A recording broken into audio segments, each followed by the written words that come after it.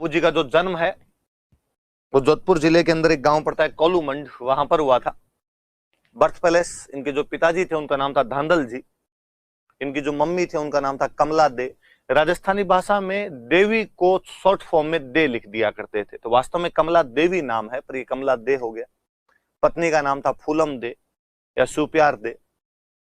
सहयोगी इनके एलीज जो थे, सहयोगी जो थे, फ्रेंड्स जो थे इनके, वो चांदा और डामा नाम के दो भील भाई थे। घोड़ी जो थी, मेर जो थी इनकी, उसका नाम था केसर कालमी। और इनका मेला चैत्री अमावस्या को इनके गांव में कोलूमंड के अंदर या बाकी जहां पर भी बाबू जी के मंदिर होते हैं वहां पर इनका मेला आयोजित किया जाता है। सुनिए, थोड़ी बातें सुनिए आप मेरे से। जोधपुर जिसे शुरुआत में मारवाड़ के नाम से जानते थे हम, उस मारवाड़ रियासत के अंदर एक राजा हुए थे दूहड़ जी। दूहड़ जी नाम करके एक राजा थे। राव दूहड़ के छोटे भाई थे धांधल जी। इसका मतलब धांधल जी जो है वो मारवाड़ की राठौड़ फैमिली से बिलोंग करते हैं, उस राठौड़ डायनेस्टी से बिलोंग करते हैं और मारवाड़ के राजा के छोटे भाई थे। तो धांधल जी पाबू जी के पिताजी थे। इसका मतलब पाबू जी जो है वो एक तरीके से मारवाड़ के राजा के भतीजे हो गए, मारवाड़ के राजा के भतीजे थे। ऐसा कहा जाता है कि पाबू जी की जो मम्मी थे वो वास्तव में तो एक परी थे, एक अप्सरा थे। ऐसी कहानियां हैं, ऐसी लोक कथाएं हैं अपने कि परियां अक्सर स्वर्ग लोक से धरती पर उतर कर विचरण करती है। वो रात्रि के समय विचरण करने के लिए आती है, क्योंकि कहा जाता है कि यदि वो दिन के समय उतरे और यदि उन्हें कोई देख ले तो वापस नहीं जा पाती, उनकी शक्तियां समाप्त हो जाती है। ऐसे ही एक बार कोई एक अप्सरा, एक कोई परी मारवाड़ की धरती पर उतरी। मुझे लगता है हेलीकॉप्टर उनका गलत लैंड कर गया होगा, उनको और कहीं उतरना होगा, गलती से मारवाड़ इधर उतर गए होंगे। यहाँ उतरने के बाद उनको गर्मी महसूस हुई, उनको लगा यार गलत जगह पे आ गए इस बार। तो वो जहां पर उतरी थी वहां पर पास में एक तालाब था। कहते वो तालाब पर स्नान करने लग गई। राव दूहड़ वहां से, जो धुअड़ के छोटे भाई थे धांधल जी, सॉरी, जो धुअड़ के छोटे भाई धांधल जी है, ये वहां से अपना घोड़ा लेकर जा रहे थे। धांधल जी उस अप्सरा को वहां पर तालाब पर देख लेते हैं।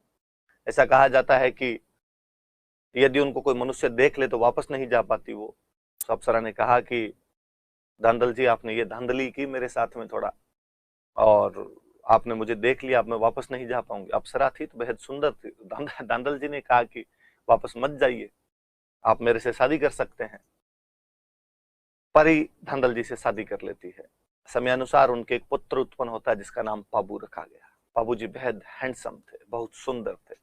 मम्मी के गुण आ गए होंगे, परी पर जाएंगे तो अपने आप में इतने सुंदर हो जाएंगे। कहते हैं कि जब उस परी ने शादी की थी धांधल जी से, तब उसने कहा था कि मेरी दो शर्तें हैं। एक तो मेरा महल अलग बनवा कर देना पड़ेगा। धांधल जी ने कहा ठीक, वेल एंड गुड, कोई दिक्कत नहीं है। का दूसरा, मेरे महल में बिना मेरे पूछे कोई नहीं आएगा। धांधल जी ने कहा इसमें भी कोई दिक्कत नहीं है। काफी सालों तक ये समझौता उनके बीच चलता रहा। जब भी उनके महल में कोई जाता तो उनकी अनुमति से जाया करता था। पाबू हो चुका था, परी पाबू जी के साथ में रहा करती थी उस महल में, अपने बच्चे को खिलाती। एक दिन धांधल जी भूलवश उस महल के अंदर बिना अनुमति लिए चले गए, और जब वो अंदर जाते हैं तो वो पाते हैं कि वहां पर एक शेरनी बैठी एक बच्चे को दूध पिला रही है। पाबू दूध पी रहा है एक शेरनी का, और जैसे ही उस शेरनी ने धांधल जी को देखा और उसने कहा, वो वापस उस परी के रूप में आई और उसने कहा कि मैंने कहा था बिना मेरी परमिशन के कोई एंट्री नहीं लेगा। वास्तव में मैं अप्सरा हूं, परी हूं, मैं भेष बदलने की क्षमताएं रखती हूं, इसलिए जब मैं अकेली होती हूं तो अलग अलग रूपों के अंदर रहती हूं। आज आपने कॉन्ट्रैक्ट तोड़ा है, अब मैं यहां पर आपके पास नहीं रह सकती। ये बच्चा जानो और आप जानो, एक माँ की अपने बच्चे के प्रति दो इच्छाएं होती है। उसे दूध पिलाकर थोड़ा बड़ा करे, जब वो बच्चा बड़ा हो जाए तब उसके लिए घोड़ा बने, उसे अपनी पीठ पर झुलाए। उन्होंने कहा कि अब बड़ा तो कर दिया मैंने दूध पिला के, पीठ पर झुलाती, लेकिन बीच में ही आपने कॉन्ट्रैक्ट तोड़ दिया, अब बच्चे को आप रखिए। और कहते हैं कि परी तो अपने स्वर्गलोक में चली गई, अपने आसमान के अंदर चली गई। बाद में धांधल जी की एक अन्य रानी थी कमला दे, उन्होंने पालन पोषण किया था, ऐसी कहानी है। तो हम उनको कमला दे को उनकी मम्मी के रूप में जानते हैं। बाबूजी बड़े हुए, बाबूजी की शादी का दिन तय हुआ। बाबूजी की सगाई की हुई थी अमरकोट। पाकिस्तान के अंदर सिंध में एक रियासत है अमरकोट नाम करके, वो हिस्सा बाद में पाकिस्तान चला गया, अपने मारवाड़ के टच करता हुआ इलाका हुआ करता था। अमरकोट के एक राजा हुआ करते थे सूरजमल सोढ़ा। वास्तव में सूरजमल सोढ़ा की बेटी थी फूलम दे या सुप्यार दे, उनके साथ बाबूजी की शादी तय हुई। बारात रवाना होने को आई। बाबूजी बेहद सुंदर थे, ऊपर से राजकुमार थे, राजा के भतीजे थे, बहुत सुंदर बने बाबूजी। अच्छी शेरवानी पहनी बाबूजी ने, अच्छा साफा बांधा होगा, तुर्रे, कलंगी, सरपेच, एंटीने जितने लगाने थे वो सब लगाए। एंटीना लगता है साफे के बीच में एक, वो सब लगाए। बाबूजी के जो खास दोस्त थे, दो भील जाति के भाई थे, चांदा और डामा। चांदा और डामा भी पूरे एकदम तैयार, डीओ वीओ छिड़क के, दूल्हे के दोस्त तो एकदम तैयार रहे भाई, वो भी एकदम बाबूजी के साथ में तैयार होके। और बाबूजी ने कह रखा कि अरे चांदा डामा आप एकदम मेरे पास में रहोगे। ठीक है बाबू, चिंता ही मत करो। पर उन्होंने बाबूजी कहा कि बाबूजी यारो बाकी तो थू थू नजर नहीं लग जाए, आज अमरकोट में आपको देखने के लिए छज्जे टूट जाएंगे। अक्सर गांव में जब बारातें जाती है तो महिलाएं छतों पर चढ़ चढ़ के देखती है, तो हवेलियों के आगे छज्जे निकले हुए रहते थे पहले घरों में, उन छज्जों पर चढ़ चढ़ के देखती थी। अक्सर गांव में किसी की सुंदरता का जब बखान करना होता तब कहा जाता है इसकी बारात जाएगी तो छज्जे टूट जाएंगे, मतलब इसको देखने के लिए इतने लोग इकट्ठे होंगे कि उनके बाहर से छज्जे नीचे आ जाएंगे। तो बाबूजी यारो आज आप तो इतने हैंडसम लग रहे हो, पर बाबूजी एक कमी है अपने पास अच्छी घोड़ी नहीं है। और बिना अच्छी घोड़ी के बींद किस बात का अच्छा लगे? दूल्हा तो तभी ओपे जब घोड़ी बहुत अच्छी हो। बाबूजी ने कहा यार अब घोड़ी तो जो है वही लेनी पड़ेगी, और तो अपने क्या कर सकते हैं। इनके गांव कोलूमंड में एक चारण जाति की महिला रहा करते थे, देवल। देवल नामक एक चारण जाति की महिला थे।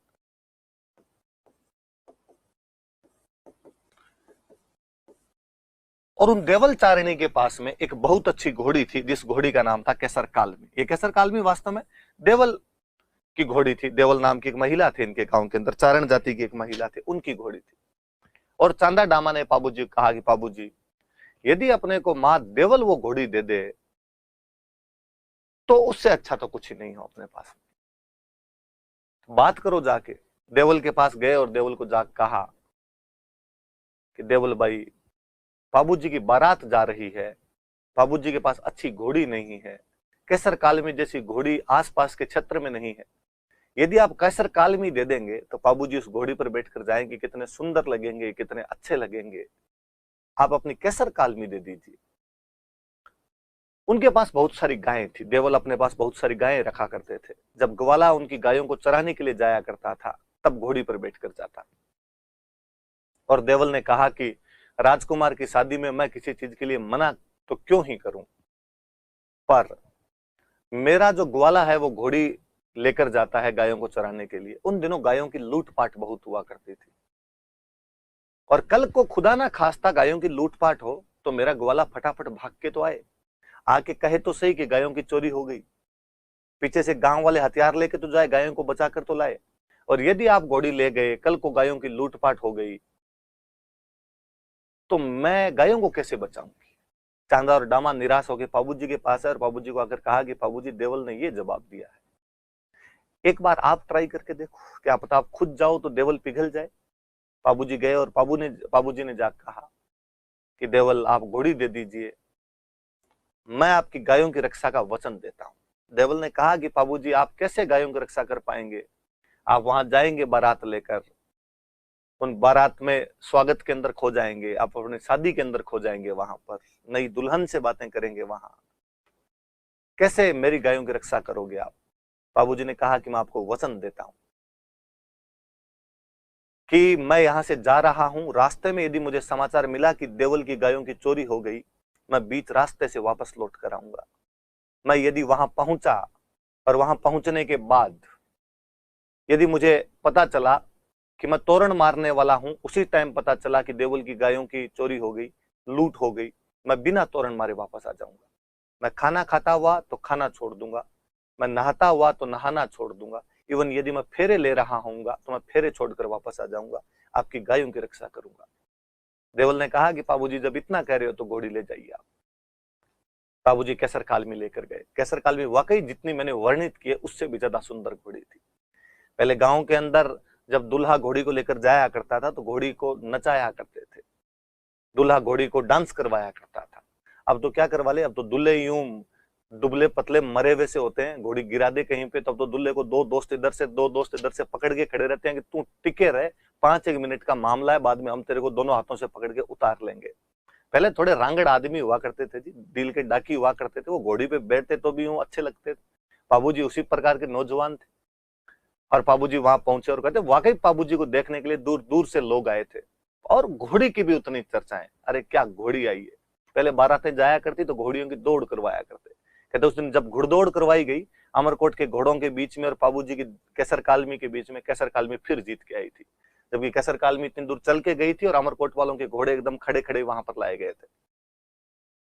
कहते हैं कि अमरकोट वालों को बड़ा गुस्सा है, उनको लगा यार हमारे घोड़ों को इस कैसर कालमी ने हरा दिया, आज तोरण पर देखेंगे। और बाबूजी जब तोरण पर पहुंचे तो तोरण बहुत ऊंचा बांधा गया कि अब ऊंचा तोरण कैसे मारेंगे। बाबूजी को लगा यार आज तो ये बेइज्जती करवाएंगे। वैसे भी हिंदी में मुहावरा होता है, तोरण मारना मतलब शक्ति प्रदर्शन करना। तोरण मारने बड़ी चीज हुआ करती थी उन दिनों में। आजकल तो शादियों में देखते हैं कि तोरण भी यूं नीचा सा लटका देते हैं, दूल्हे कहते हैं जैसे तैसे करके तलवार एक बार टच कर दे तू, इतनी सिरी करते करते हुए की। पहले ऊंचे ऊंचे तोरण बांधे जाते, दूल्हे की परीक्षा ली जाती कि अब इतना ऊंचा तोरण कैसे मार देगा। घोड़े की परीक्षा होती, घोड़ा क्या कूद कर तोरण मरवा पाएगा कि नहीं मरवा पाएगा। बाबूजी ने जब देखा कि यार तोरण खूब ऊंचा बांधा हुआ है, बाबूजी को लगा आज मरवाएगा जिसमें शक नहीं है।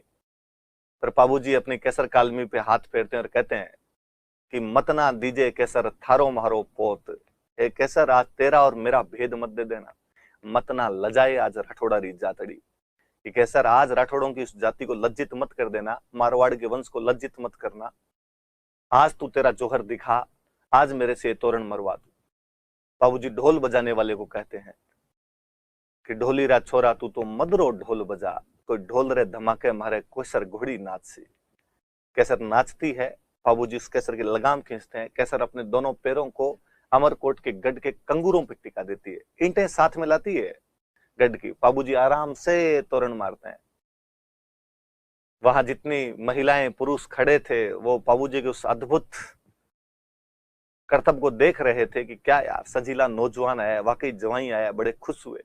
मैंने जब कहीं ये कहानी पढ़ी थी उसमें बहुत अच्छी लाइन थी कि बाबूजी की जो पत्नी थी फूलम दे, उनकी सहेलियों ने जब ये देखा तो उन्होंने जाके फूलम दे को ये बातें बताई कि तुम्हारे पति ने बाहर इस प्रकार से तोरण मारा, इतनी अच्छी घोड़ी पर बैठा हुआ, इतना अच्छा उसको नचवा रहा है, इतना सुंदर लग रहा है।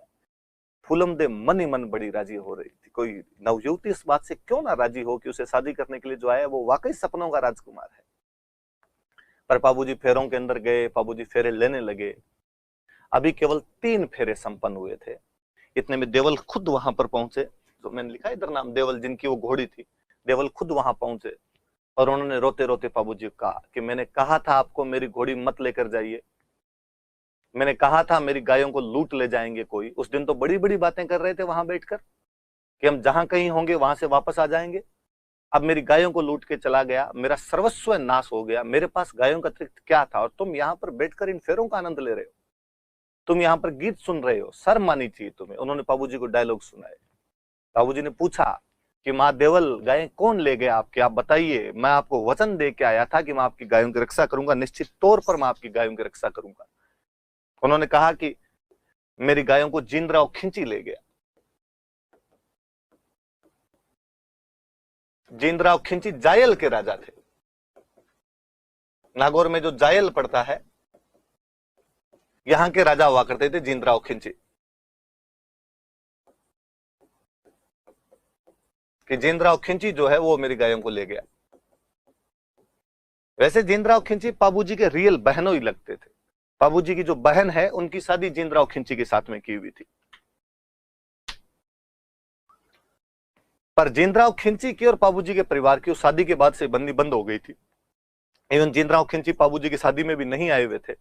और जींदराव खिंची के दिमाग में यह था कि बाबूजी ये सब भाई बारात लेकर जाएंगे तब मैं इनके गांव को लूट लूंगा, इनके गांव की बेइज्जती करवाऊंगा। गांव की रक्षा करने वाले तो यही हैं, राजा का परिवार ही तो रक्षा करे सब लोगों की। राजा की जिम्मेदारी रक्षा करने होती थी। और राजा काम का किसका होता था, वो जनता की रक्षा करता था, जनता उसे टैक्स दिया करती थी। और जींदराव खिंची ने कहा मैं लूट लूंगा, फिर गांव वाले इनके गले पड़ेंगे। और देवल ने कहा कि जींदराव खिंची जायल का राजा मेरी गायों को उठाकर ले गया है, तुमने वचन दिया था बाबू कि तुम मेरी गायों की रक्षा करोगे। बाबू 3 फेरे लेते हैं केवल। 3 फेरों के बाद में वो शादी का गठजोड़ा खोल देते हैं। अमरकोट वाले हक्के बक्के थे कि बाबूजी ऐसे कैसे कर सकते हो, फेरे तो पूरे कीजिए, शादी तो पूरे कीजिए। बाबूजी ने कहा कि पर इनसे पहले वचन जरूरी है। रघुकुल रीत सदा चली आई, प्राण जाई पर वचन ना जाई।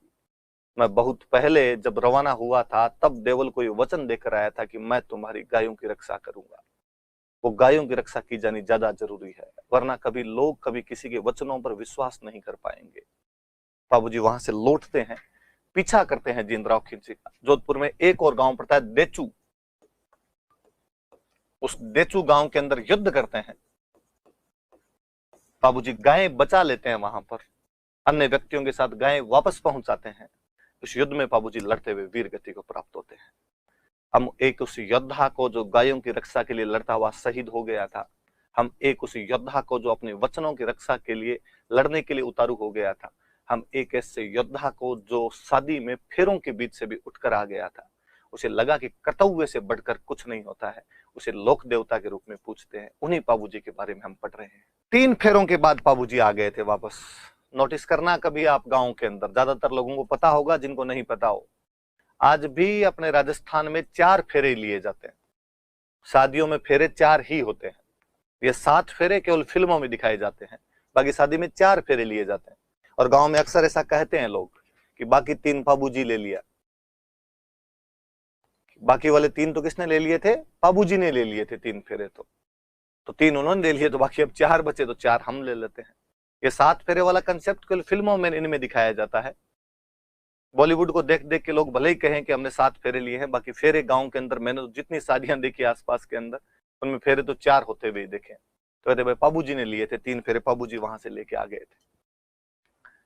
और कहा जाता है कि बाबूजी की जो मम्मी थी, जो परी थी, ऐसा कहा जाता है कि वही बाद में दोबारा जन्म लेती है, केसर कालमी के रूप में जन्म लेती है। उसने कहा था जाते टाइम धांधल जी को कि एक मम्मी की ख्वाहिश होती है कि अपने बच्चे को दूध पिलाकर थोड़ा बड़ा करे, और जब वो बड़ा हो जाए तो अपनी पीठ पर उसे झुलाए। कहते हैं वो परी केसर कालमी के रूप में दोबारा आती है। बाबूजी घोड़ी की पीठ पर ही तो बैठकर जाते हैं, वो वहां पर लाज रखती है बाबूजी की, बाबूजी को अपनी पीठ पर झुलाती है। तो बाबूजी वास्तव में गौ रक्षक देवता है, गायों की रक्षा के लिए लड़ते हुए यहाँ पर शहीद हुए थे।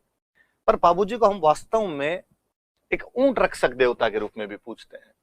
पहले तो एक बात और बताऊं, बाबूजी को लक्ष्मण का अवतार माना जाता है कि बाबूजी लक्ष्मण के अवतार है, जो राम लक्ष्मण थे उनका अवतार माना जाता है। स्वरूप नखा थी, बेहद सुंदर थी। वैसे वो धीरे धीरे हमने उसका नाम यूं सुर्पणखा कहना शुरू कर दिया, और भगवान राम के पास आती है और उनके सामने शादी का प्रपोजल रखती है। भगवान राम जब उसे मना करते हैं तो लक्ष्मण के पास जाती है और लक्ष्मण को कहती है कि भाई मैं तुमसे शादी करना चाहती हूँ। लक्ष्मण मना करते हैं। कहते हैं जब वो लक्ष्मण के पास गई थी तब लक्ष्मण एक पानी के कुंड से पानी निकाल रहे थे। स्वरूप नखा उनके पीछे पीछे भागती है और उनको कहती है कि भाई मुझे तुमसे शादी करनी है। लक्ष्मण उसके आगे आगे दौड़ते हैं।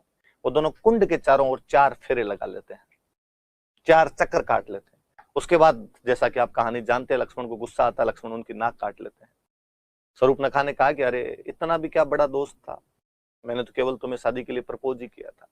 गांव में कहानियां सुनाते टाइम वापस कहते हैं कि लक्ष्मण ने उस दिन कहा था कि अब तो हम शादी नहीं कर पाएंगे, अब मेरा कार्य केवल और केवल भैया और भाभी की रक्षा करना है। मैं इनका द्वारपाल बनकर इनकी रक्षा करूंगा, पर एक दिन कलयुग आएगा जब मैं पाबू के रूप में अवतार लूंगा और बाकी के 3 फेरे जो बचे हैं वो मैं वहां पर लूंगा। कहानियां गांव की इस प्रकार की भी है, तो उन्हें लक्ष्मण का अवतार माना जाता है। ऐसा माना जाता है कि राजस्थान में ऊंट लेकर आने वाले बाबूजी थे। सबसे पहले ऊंट बाबूजी ही लेकर आए थे, तो ऊंट रक्षक देवता के रूप में भी पूजा जाता है बाबूजी को। आज भी गांव में जब ऊंट बीमार हो जाता है तब बाबूजी की पूजा की जाती है। बाबूजी कौन से रोग में रक्षा करते हैं? तो बाबूजी प्लेग रोग में रक्षा करते हैं। कहते हैं गुजरात में कोई एक जाति होती है थोरी, और उस थोरी जाति के 7 भाई थे।